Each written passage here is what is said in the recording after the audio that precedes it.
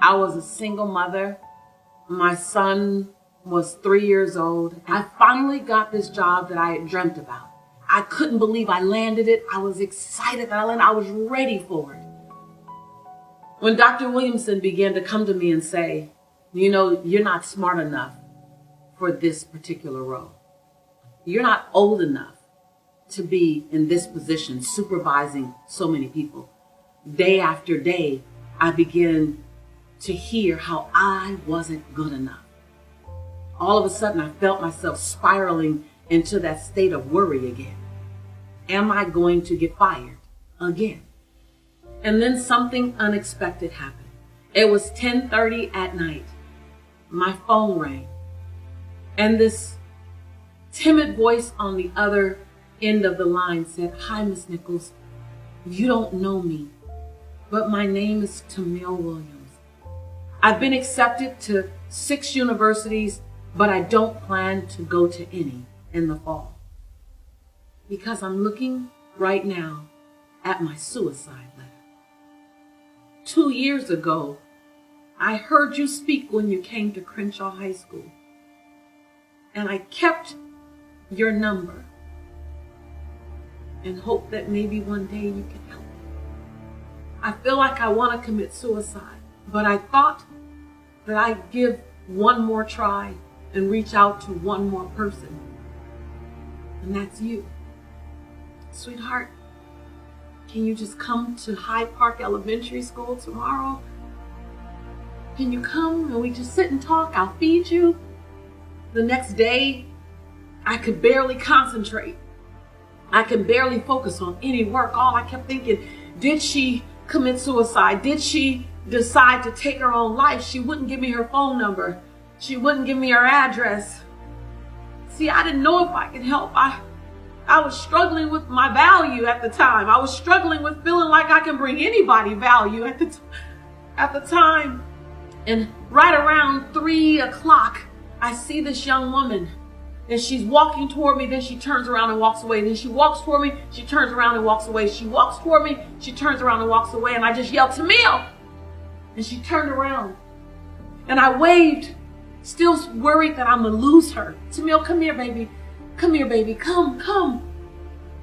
And she still was walking with trepidation, worried and scared. And I knew that fear. I knew that fear. In that moment, I could see that she was fighting for her will to live. In that same moment, I was fighting for my purpose to keep going forward. In that moment, something crazy beautiful happened. I'm sitting across from this beautiful 5'9" chocolate, timid, brilliant and broken little girl. And so I'm looking at my desk. Can I be of value? And I'm looking at the young woman who's saying, "I held on to your number for 2 years because you touched my soul. You gave me hope. And I sought you out. And if anybody can help me, you can." A door closing and a window opening at the exact same time. My future didn't care about how many times I had been rejected. My future didn't care how many times I've been kicked off the team. My future didn't care how many times I've been fired. See, Tamil and I locked and loaded at that time, and I began to teach her a little bit. She went on to earn her master's. She went on to become the extraordinary life changer, change agent that she is today.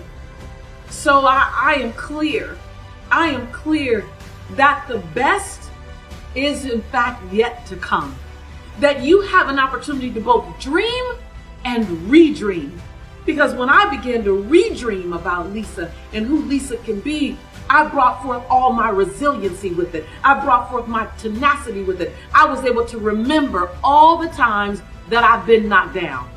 And the strength is not in dodging being knocked down. The strength is in getting back up every single time. And sometimes that redream can be so much sweeter than the original dream. Pressing reset, pressing redesign, pressing recommit, pressing redream. I'm busy being who I should be in the now. And so now is your time. Now. Tamil didn't care about who I was going to become 5 years from then. Tamil needed me to be my best version right now. So I ask you, I invite you, call on the greatest version of yourself right now.